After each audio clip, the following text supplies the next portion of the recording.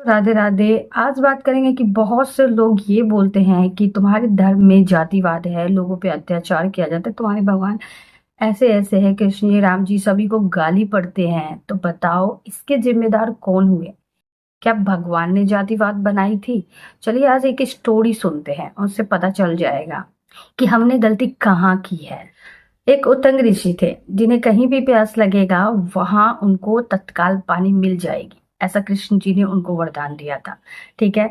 इस बार उन्हें मरुस्थल में वो तपस्या कर रहे थे और उनको प्यास लग जाती है। कृष्ण जी सोचते हैं कि अब इनको, क्योंकि ये बहुत अच्छे ऋषि थे, निस्वार्थ भाव से तपस्या कर रहे थे ताकि प्रजा के हित के लिए काम किया जाए, इसलिए कृष्णा जी चाहते थे कि ऐसे ऋषि की तो हमेशा आवश्यकता होगी। इसलिए मैं चाहता हूँ कि पृथ्वी पे ये सदा ही रहे, इसलिए इन्हें अमृत दिया जाए। श्री कृष्णा जी ने इंद्रदेव को आदेश दिया कि जाओ उनको अमृत दो, लेकिन फिर उन्होंने कहा कि पहले ये तो देख ले कि वो अमृत देने योग्य है भी या नहीं। इंद्रदेव जी ने चामार का रूप बनाया और फिर गए उनके पास पानी लेके। वो जो तपस्वी उतंग ऋषि थे, उन्होंने पानी देखा और उन्हें लालच आ गई, लेकिन फिर भी उन्होंने नहीं पिया। उन्होंने क्रोध किया और वो चमार ये बोला कि ये जल बहुत ही पवित्र है, लेकिन उतंग ऋषि ने मन में सोचा ये पवित्र नहीं, अब ये अपवित्र हो गया। वो बहुत ही गुस्सा हो गए, हालांकि उनको इसकी जरूरत थी, लेकिन उन्होंने कहा कि मैं मर जाऊंगा लेकिन तुम्हारे हाथ से पानी नहीं पीऊंगा। और तभी वो कुछ देर बाद गायब हो जाते हैं। फिर उन्हें पछतावा होता है, उन्हें ये एहसास हो जाता है कि कहीं भगवान ही तो नहीं आए हमारे परीक्षा लेने के लिए, कहीं उन्होंने ही तो ऐसा रूप नहीं धारण किया। फिर उन्हें ये ज्ञान, तभी ही ये ज्ञान की प्राप्ति हुई कि उन्होंने कितना बड़ा अपराध कर दिया। उन्होंने देखा कि जिस सृष्टि को भगवान ने बनाया है, इंसानों को भगवान ने बनाया है, उन्होंने इंसानों के बीच ही भेदभाव करना शुरू कर दिया। उन्होंने ये कहा कि ये मैंने क्या कर दिया, मेरी तो इतने सालों की तपस्या बेकार हो गई, सारी संपत्ति मेरी बेकार हो, क्योंकि मेरे अंदर ऊंच नीच की भावना थी और ईश्वर ने जिस इंसान को बनाया उसमें ही भेदभाव करके मैंने ईश्वर का अपमान कर दिया, अब मुझे मर जाना चाहिए। तो ये जातिवाद की वजह से उन्होंने अंदर जो अमृत था उन्हें ठुकरा दिया। उन्हें पछतावा होता है, वो ये भी बोलते हैं कि मैं भूल गया था कि आपने ही राम जी का अवतार लिया था और शबरी जी के झूठे बैर खाए थे। वो भगवान तो ये सब मानते ही नहीं, ये मैंने क्या कर दिया। तो इससे तो तय है कि हमारे भगवान ने कभी भी जातिवाद को बढ़ावा नहीं दिया, फालतू ही गाली दे रहे हैं। जातिवाद को किसने बढ़ावा दिया? लोगों ने, लोगों की मानसिकता ने। ये कहीं ना कहीं अब भी हमारी मानसिकता में है, भले ही बहुत सारी चीजों में हट चुकी है, लेकिन हमारे मानसिकता में अभी भी जातिवाद है। इसे देखा गया है। अगर आप देखोगे तो आपको पता चलेगा कि आपके आस पड़ोस में ही, आपके घर में ही बहुत से ऐसे लोग हैं कि जातिवाद को मानते हैं। वो जातिवाद से ही लोगों को डिफाइन करते हैं कि अच्छे हैं या बुरे। बहुत लोग ऐसे हैं जो देखेंगे अगर ये जात है, मतलब खुद का जात है, तो वो बहुत ही अच्छे, भले ही वो दिल के खराब हो। और कुछ लोग ऐसे हैं जो कि भले ही अच्छे हो, लेकिन अगर वो अलग जात के हैं तो उनको सपोर्ट नहीं मिलता है। हमारे इन हरकतों की वजह से, हमारी इस मानसिकता की वजह से लोगों पे अत्याचार हुआ है, लोगों के साथ गलत हुआ है, और लोग इसलिए बोलते हैं कि तुम्हारे धर्म में जातिवाद है, तुम्हारे भगवान को, यानी कि हमारे भगवान को हमारी वजह से गालियां मिलती हैं। जहाँ उतंग ऋषि जो इतने तपस्वी थे, महातपस्वी थे, उनका तपस्या बेकार हो गया ये भेदभाव के चलते। हमें क्या लगता है कि हम एक लोटा जल दे दिए, पूजा कर दिए और इतनी सारी बुराइयों को अंदर रखे हुए हैं, भेदभाव करते जा रहे हैं, तो क्या हम भगवान के भक्त हो गए?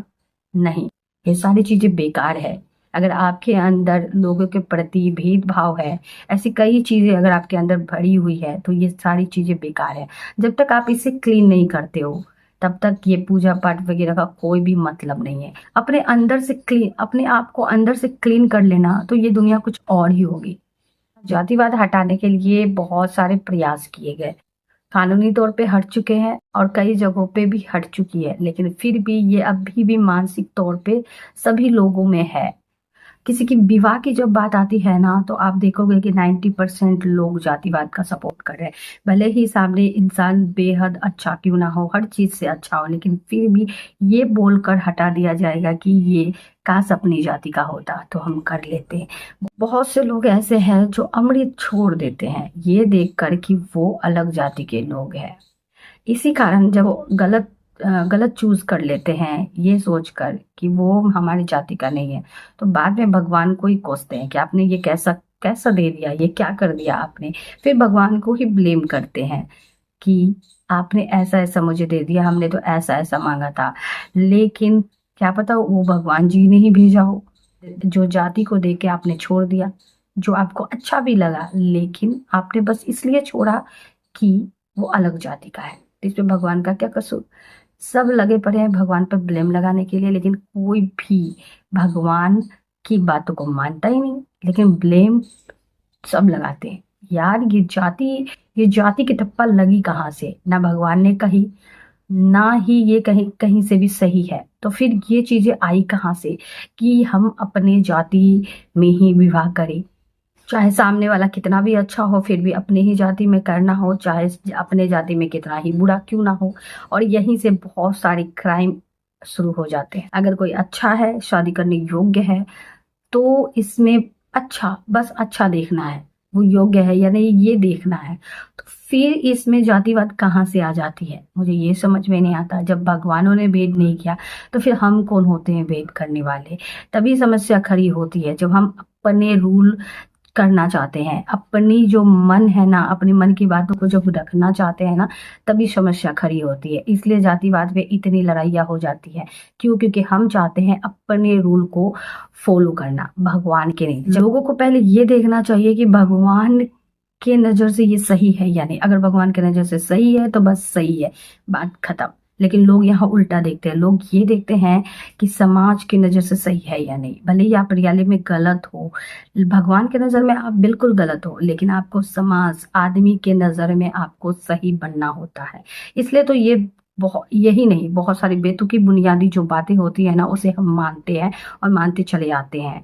ऐसा होता है ना, जब अलग अलग कास्ट में शादी हो जाती है, बच्चों ने कर ली होती है, तो उन्हें काटा जाता है, उन्हें जलाया जाता है। किस अहंकार से, पता नहीं कौन से अहंकार से वो जलाते हैं, कौन से अहंकार से उसे काटते हैं। उनके उनके साथ अत्याचार किया जाता है कि इसलिए कि तुमने पाप कर दिया। अगर उसे उनसे पूछा जाए कि क्या इसमें क्या खराबी है, तो वो यही जवाब देंगे कि हमारे यहाँ ये नहीं होता, हमारे घर वाले कभी भी ऐसा नहीं किया, हमारे पूर्वजों ने ऐसा नहीं किया, अपनी ही जाति में होनी ही चाहिए क्योंकि ये भगवान घर का है। बहुत सारे लोग का ऐसा आंसर होता है कि ये भगवान घर से ही बन के आया है कि अपनी जाति में ही शादी होनी चाहिए। अगर भगवान की बात करें तो भगवान सिंपली आत्मा को भेजते हैं जिनका कर्म बंधन पिछले जन्म से जुड़ा होता है, और उनको यहाँ पर आके अपने काम को पूरा करना होता है। और जब तक वो अपने काम को नहीं समझते, ईश्वर को नहीं खोज लेते, वो बार बार यहाँ जन्म लेते रहते हैं। तो हम सभी यहाँ पर आत्मा है और किसी न किसी पर्पस से आए हुए हैं।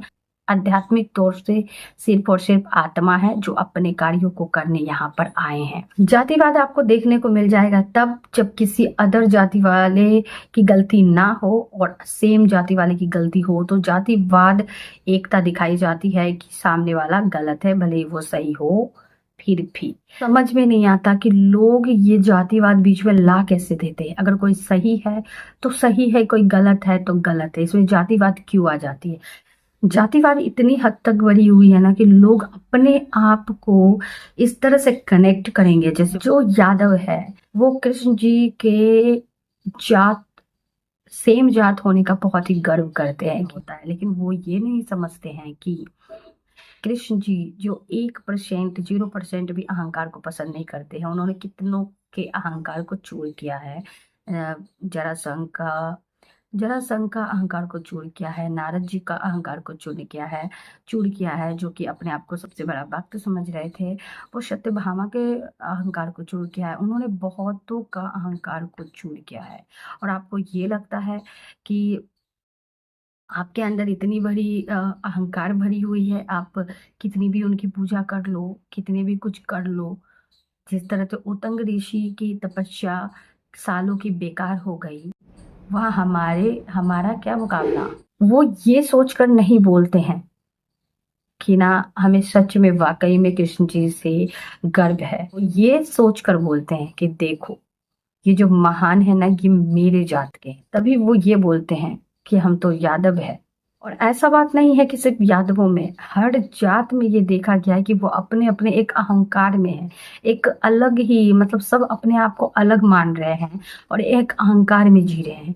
एक घमंड में जी रहे हैं कि हम सबसे बेस्ट है, हम सबसे बेस्ट है, हम सबसे बेस्ट है।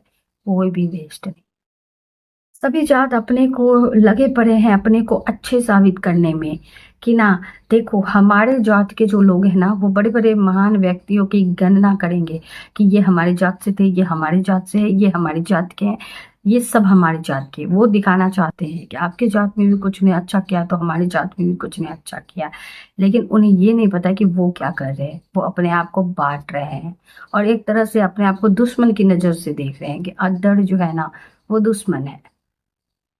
ये जातिवाद है और यहाँ तक कि वो अपने बच्चों को भी मन में डालते हैं। और आजकल के बच्चे जो ऐसे हैं ना, कि वो सवाल करते हैं तो क्या हो गया, वो दिल का तो अच्छा है। और लड़ाइयाँ यहीं से शुरू हो जाती है कि नहीं, वो हमारे जात का नहीं है। तो जातिवाद ना भगवान ने बनाई थी, ना भगवान ने फैलाई है। जातिवाद किसी ने खुद ही बनाई है। अभी भी बहुत सारे ऐसे नए विधान, नई चीजें बनती रहती है और लोग फॉलो करवाते रहते हैं भगवान के नाम पे। और लोग भी फॉलो करते रहते हैं भगवान के नाम पे कि हाँ, भगवान ने कहा है, भगवान ने कहा है, करना होगा। इसी कारण वो करते ही रहते हैं फॉलो। जब भी आप कोई चीज करते हो ना, तो आप पहले ये जान ले कि वो भगवान के नज़र में सही है या नहीं है। अगर है तो बात यहीं ख़त्म होती है। किसी का नज़र में सही हो या ना हो, फ़र्क नहीं पड़नी चाहिए। सबसे पहले तो भगवान के नज़र में सही होनी चाहिए, क्योंकि भगवान का नज़र बहुत मायने रखता है, लोगों की नज़र नहीं। और ऐसा नहीं है कि जातिवाद, ऐसे हर चीज़, बहुत सारी ऐसी चीज़ है जिसमें हम अपने मन की करते हैं। और जब भी अपने मन की करते हैं ना, जो भगवान के नज़रों में गलत ही होता है। हम अपने अपने हमेशा अपने मन की करते हैं और झगड़े शुरू होते हैं, वहीं से हर चीजें शुरू होती है और फिर हम भगवान को दोष देते हैं।